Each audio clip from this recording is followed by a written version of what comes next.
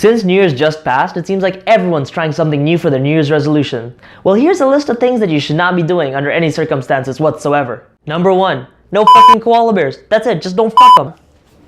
What most people don't understand is that koalas carry a strand of syphilis which can affect humans. Now this syphilis isn't really prevalent right now with the human race, but if for some reason someone, I don't know, fucks a koala bear, we have a huge epidemic on our hands. Now I know what you're thinking, Kyle, who's fucking koala bears? Well, let me remind you, AIDS came from monkeys, so if someone's crazy enough to fuck monkeys, it's only a matter of time before you find someone crazy enough to fuck a koala bear, and when that happens, we're all fucked. Number 2. Don't put acid in your ass. I know it's acid, doesn't mean it goes ass in. With medical care becoming more expensive, many families are turning to the internet to find remedies that can help them with their problems. People are searching for remedies for anything as simple as the flu to anything as complicated as polio. Now the problem with that is that a lot of these remedies don't actually work. Nothing really beats going to a doctor and seeing what they can help you with. If you have something severe, please go see a medical professional. Don't just use a remedy like a lot of these people did. Now I was reading a story about a lady who shoved hydrogen peroxide up her ass to relieve constipation. That's right, someone poured acid in her ass to relieve constipation. I got 2 questions for you. 1, how bad was the constipation that you were willing to pour acid up your ass? And number 2, if you found the solution, how many others found it too? Or worse, how many others have actually tried it? I'm just trying to imagine the doctor's reaction if someone walked in with that problem. Hey doc, funny story. I kind of poured hydrogen peroxide up my ass. Just imagine what the doctor must be thinking. You know, I bet he's having a hoot thinking this is some sort of practical joke. While in reality, your ass is on fire from putting fucking acid up it. Number 3, no more complaining about Trump. I'm really tired of hearing all these complaints about what Trump might do, what he has done, or what kind of person he is. This really isn't something you shouldn't do, but this is just something I'm tired of hearing. Now, I'm not saying I'm a fan of Trump. In my opinion, he's an egotistical misogynist who looks like an orangutan and Don Rickles had an abortion. Let's be honest here, he doesn't have time to do anything bad to America. He's too busy staying up till 3 a.m. tweeting about former Miss Universe contestants who he thinks have gained a little bit of weight. Or, you know, just grabbing every single woman by the pussy because apparently when you're rich they let you do that. Even if you do look like a steamrolled orangutan with really tiny hands. 4, no more bums. And I'm talking to the guys in the first world countries such as the US, the UK, and Canada. And no, I'm not talking to the gay guys like no more bumps. No, what I mean is like all guys, stop being lazy as all hell. But the thing about this story is that it's not only a few bad apples. There are a whole bunch of like situations where guys, especially in their youth, are just being more lazy and less proactive and active. They're just sitting around and letting the girls do all the work. And a perfect example of this was a few weeks ago. I was listening to the radio where a gentleman comes up. He was a teacher at a local high school and he was chaperoning a school's camping trip.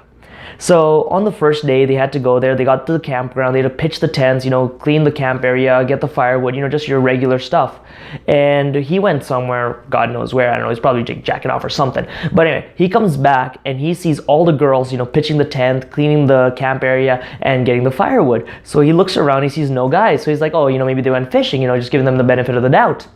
So he went around looking for the guys in the camp area just to see if they were at the pond, if they were, you know, in the trees, if they were in the woods or whatever. He found them in the mess hall. They were all sitting around a table and they were just giggling and telling bad jokes like a bunch of little like 6-year-old girls, you know, just all of them.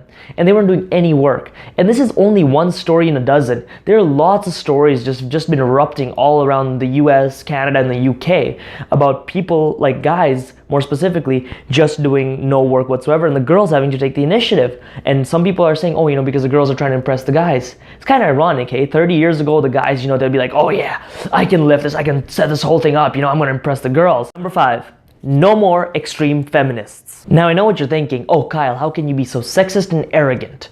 Let me explain myself. I'm all for gender equality and, you know, women's equal rights in the workplace. They can make the same amount of money and everything if they have the same credentials. I agree with that 100%. What I don't agree with are those people who take things way too far. You know, those people who call themselves feminists, but they just jump the gun on every conversation. Those are the people I don't like. Now, a perfect story of what I'm talking about was when I was in high school a few years back. I know I look very old, but anyway, it was only a few years back, believe me. I was looking up at the slide. We were in a TED Talk and this woman was talking about feminism. She had very good points on her. You know, in Canada, we have call centers where you can call and you can discuss your problems at the workplace or in life and they can, you know, help you through it. Sometimes even give you legal consolations and stuff like that. So we were discussing and we were listening to her talk about her experiences with feminism. She had points such as the call centers, women are making 33% less than men in most places, and women don't always get chosen for the same opportunities as men. And her last point on her slides was written gun registry in 2008. Now for you guys that don't know what the gun registry is, in Canada you have to register all the guns you buy, just because we keep track. We're not like America where you can go to Walmart, cough up $20 and you got a rifle, So in Canada it's a stricter process. And that was it. She just wrote it down there, never discussed it, and just was like, gun registry is bad for feminism. I don't know about you, but I'm pretty sure guns don't shoot feminism. Like, I don't know what the correlation is there. It didn't seem like there was any. I even did some research afterwards and I couldn't find anything on it. And that's what I'm talking about. People bring up random points from their ass to help, just bullshit their points about feminism. I agree if you're a feminist, talk about it. But if you're gonna bullshit it, don't do it. It just makes you look bad. And then I remember another story which was just hilarious. It was all over the news. So there was this one girl, she was 16. She apparently was really good in hockey. I never saw her, so I don't know. And she tried out for the men's hockey team at her high school, and she got rejected. So, most people take rejection really badly, but she took it a step further. She's like, oh, they didn't choose me because I'm a woman, and they were being very sexist. How can this be in Canada? It's a very modern society. So the coach was like, I judged her. I didn't think she was a good fit. So this thing got taken, blown up by the media. Everyone knew about it across Canada, and it was just a big, big issue. So then what happened was the same high school tried her again. They brought in professional coaches. They brought in both men and women, and they ranked her. They got 10 coaches just to judge one girl compared to the other guys. The end result? She didn't make it. She sucked, apparently. I don't know what she played like.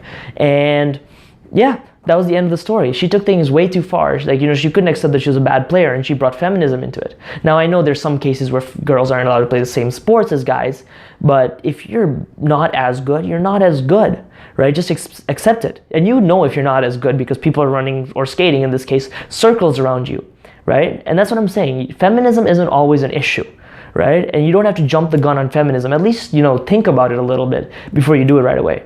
Now, the last story I have for you guys is about one of my friends who considers herself a feminist, but is kind of an extremist.